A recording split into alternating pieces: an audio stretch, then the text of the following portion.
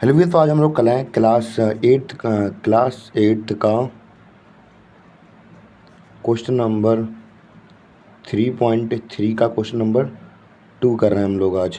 तो हमें क्वेश्चन में क्या कहा गया है, consider the following parallelogram, find the value of x y z. हमें इन पैरेललोग्राम के अंदर एक्स वाई जेड की वैल्यू फाइंड करनी है। तो सबसे पहले हम लोगों को यहाँ पे 100 की वैल्यू दी गई है और इसके सामने क्या है, वाई है। तो अब जो पैरेललोग्राम होता है उसके अपोजिट वाली साइड क्या होती है, इक्वल होती है। ये प्रॉपर्टी हमें पता है, दी जाती है ये। तो वाई हमारा यहाँ पे कितना हो गया, 100 का हो गया। फिर हम लोग क्या करेंगे, अब हम लोग निकालेंगे। हमें ये 100 मिल गया। अब हमें ये मिल गया 100। अब इसके बाद ये एक्स यहाँ पे है। तो अगर हम लोग इसको देखें तो ये क्या है, एडजेसेंट साइड में है। तो बेसिकली अगर हम लोग बात करें एडजेसेंट साइड की, तो उनका सम कितना होता है, सप्लीमेंट्री एडजेसेंट साइड का सप्लीमेंट्री का साइड कितना होता है, 180 होता है। तो हमने यहाँ पे कर दिया एक्स प्लस 100 इक्वल टू 18। जब एक्स 100 प्लस का है, इस साइड आगे माइनस का हो जाएगा। तो कितना हो जाएगा, ये इससे माइनस कर देंगे तो कितना आ जाएगा, 18 आ जाएगा। तो एक्स की वैल्यू हमारी 18 निकल आएगी। तो हमारी एक्स की वैल्यू 18 निकल आई। और जो जेड है वो आप लोग यहाँ पे देख रहे होंगे, जो जेड है वो किसके इक्वल है, एक्स की वैल्यू मैंने पहले निकाल ली थी। अब ये अब जैसे कि मैंने पहले ये प्रॉपर्टी से इसे इक्वल कर दिया था, अब इससे पैरेललोग्राम में जेड की वैल्यू हम निकालेंगे किससे, एक्स की वैल्यू से। एक्स की वैल्यू कितनी निकल आई, 80 निकल आई। तो एक्स के बराबर हो जाएगा जेड हो जाएगा। तो वही हमने यहाँ पे लिख दिया, जेड बराबर एक्स हो गया। तो ये क्या हो जाएगा, इसके इक्वल हो जाएगा। तो जेड की वैल्यू भी एक्स निकल आई। तो इस प्रकार हमने एक्स की वैल्यू 80 निकाल ली, वाई की वैल्यू 100 निकाली और जेड की वैल्यू हमने 18 निकाली। इसके बाद हम लोग देखेंगे अपना दूसरा सवाल। दूसरे सवाल में हमसे क्या कह रहा है, हमें ये सवाल गिवन है, हमें एक्स वाई जेड की वैल्यू निकालनी है। ये हमें दिया नहीं है, मैंने यहाँ पे पहले 1 लिख दिया है। तो बेसिकली हमें ये 50 दिया गया है। अब हम लोग देखेंगे कि यहाँ पे मैंने 5 लिख दिया है।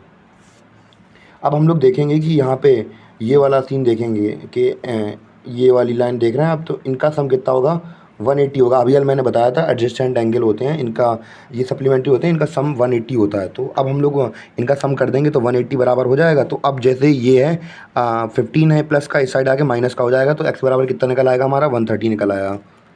मैंने यहाँ लिख दिया 130 निकल आया। फिर जब हमारा एक्स की वैल्यू निकल आई तो एक्स के बराबर क्या हो जाएगा, वाई हो जाएगा। मैंने पहले ही बताया पैरेललोग्राम में अपोजिट एंगल से इक्वल होते हैं। तो एक्स बराबर वाई, तो वाई की वैल्यू हमारी कितनी हो गई, 113 हो गई। 113 हो गई। अब निकालनी है हमें जेड की वैल्यू। अगर हम लोग जेड की वैल्यू देखें तो ये दो तरीके से निकल सकती है। एक तो हम लोग दो तरीके से निकल सकती है, पर हम लोग अभी एक ही डिस्कस करते हैं पहले। तो मान लीजिए हम लोग यहाँ पे एक एंगल ए मान लिया, मान चलिए।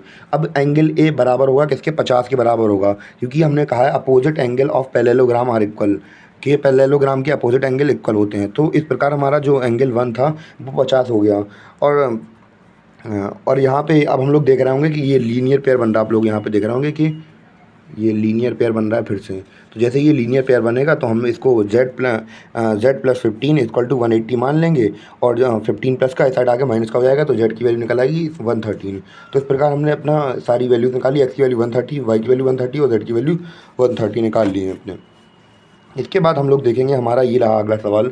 तो हमें यहाँ पे एक्स वाई जेड की फिर वैल्यू निकालनी है। तो सबसे पहले हम लोग एक्स लिख देंगे 90, क्योंकि हमें इस एंगल में हमें 90 डिग्री का एंगल दिया गया था और इसके अपोजिट में है, तो वर्टिकली अपोजिट एंगल ये प्रॉपर्टी होती है, तो हमने यहाँ पे लिख दी। इसके बाद हम लोग अब यहाँ पे देख रहे होंगे एक ये ट्रायंगल बन रहा है, ये ट्रायंगल एक फॉर्म हो रहा है और हमें यहाँ पे कुछ वैल्यू भी पता चल गई हैं, क्योंकि एक्स यहाँ पे 30 भी पता है हमें और एक्स की वैल्यू भी पता चल गई। और बस वाई की वैल्यू निकाल लेंगे। तो यहाँ पे हमने पूरा की पूरा वो लिख दिया कि प्रॉपर्टी बन रही है, सम ट्रायंगल का सम बन रहा है यहाँ पे।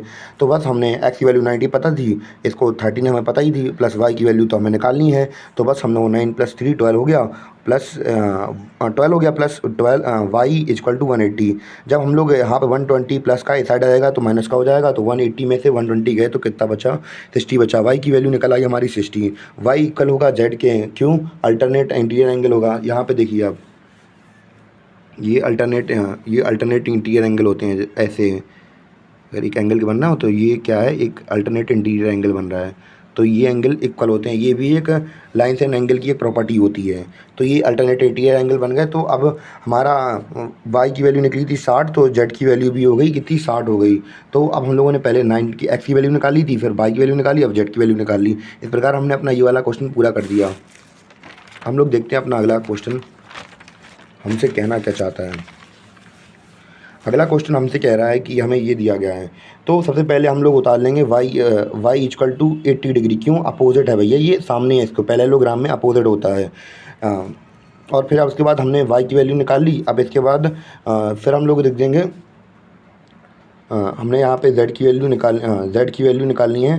तो z की वैल्यू कितनी हो जाएगी? 18 हो जाएगी। क्यों हो जाएगी? क्योंकि ये करस्पॉन्डिंग एंगल है। तो आप लोगों ने अगर करस्पॉन्डिंग एंगल पता हो तो एक इंटीरियर एंगल जैसे ये बन रहा है और ये एक एक्सटीरियर एंगल, तो ये करस्पॉन्डिंग एंगल बन जाते हैं। तो करस्पॉन्डिंग एंगल इक्वल होते हैं। तो बेसिकली इस वजह से जो z की वैल्यू है ये भी 18 हो गई। अब हम लोग देखेंगे एक्स, यहाँ पे देखेंगे, अब ये वाला सीन देखेंगे, x प्लस 18 हो जाएगा हमारा। तो अब हम लोग ये वाली वैल्यू निकाल रहे हैं। ये वाली वैल्यू कैसे निकालेंगे? वही उस लीनियर पेयर वाला से हम लगा देंगे या एडजस्टेंट एंगल वाला लगा देंगे, या फिर दोनों में से कोई भी लग सकता है। यहाँ पे एडजस्टेंट वाला लग रहा है। इसलिए अगर लीनियर पेयर की बात करें तो यहाँ पे होता तो लीनियर पेयर का लगता है, और यहाँ पे दो अलग अलग जगह दिया है तो एडजस्टेंट साइड का लगेगा। तो एडजस्टेंट एंगल का सम कितना होता है? 180 होता है। तो हमने वही यहाँ पे लिख दिया x प्लस 80 इक्वल टू 180। तो अब ये प्लस का इस साइड आके माइनस का हो जाएगा। तो x की वैल्यू कितनी आ जाएगी? 100 आ जाएगी। x की वैल्यू हमने फाइंड कर ली, z की वैल्यू फाइंड कर ली, और y की वैल्यू फाइंड कर ली। तो इस प्रकार हमारा आंसर निकल आया। लास्ट में क्वेश्चन पे चलते हैं हम लोग।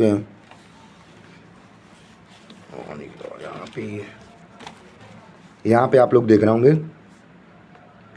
तो ये बेसिकली हमें दिया गया है। तो अब हमारा जो y हो जाएगा कितना हो जाएगा? 112 हो जाएगा। क्यों? क्योंकि यहाँ पे हम लोग देख रहे हैं पैरेललोग्राम में इसका अपोजिट एंगल 112 है, तो ये 112 हो जाएगा। तो जैसे ही 112 हुआ तो हम लोग यहाँ पे देखेंगे कि सम फिर बन जाएगा यहाँ पे, क्योंकि 40 हमें ये मिल गया, y हमें मिल गया है, x हम फाइंड कर लेंगे। तो बस हम लोगों ने यहीं पर यही किया है कि इन सबको जोड़ दिया। तो y की वैल्यू कितनी होती है? y की वैल्यू 112 होती है, और 40 12 प्लस 112 प्लस 40 कितने होते हैं? 152 होते हैं। अब ये प्लस का इस साइड आके माइनस का हो जाएगा। तो x की वैल्यू कितनी निकल आई? 28 निकल आई हमारी। उम्मीद है आपको समझ में आ रहा हो। फिर इसके बाद z बराबर x हो जाएगा, क्योंकि अल्टरनेट इंटीरियर एंगल है, जैसे कि मैंने आपको पहले अभी हाल 2 मिनट पहले बताया था कि जो ऐसे बन रहा है ये अल्टरनेट इंटीरियर एंगल होता है, ये वाला सीन होता है। तो ये वाला एंगल और ये वाला एंगल बराबर हो जाता है। तो इसी प्रकार ये हमारा अल्टरनेट इंटीरियर एंगल निकला है। तो z की वैल्यू भी हमारी फाइंड हो गई। तो इस प्रकार हमने अपने सारे क्वेश्चन कर लिए हैं। तो उम्मीद है कि आपको समझ में आए हों।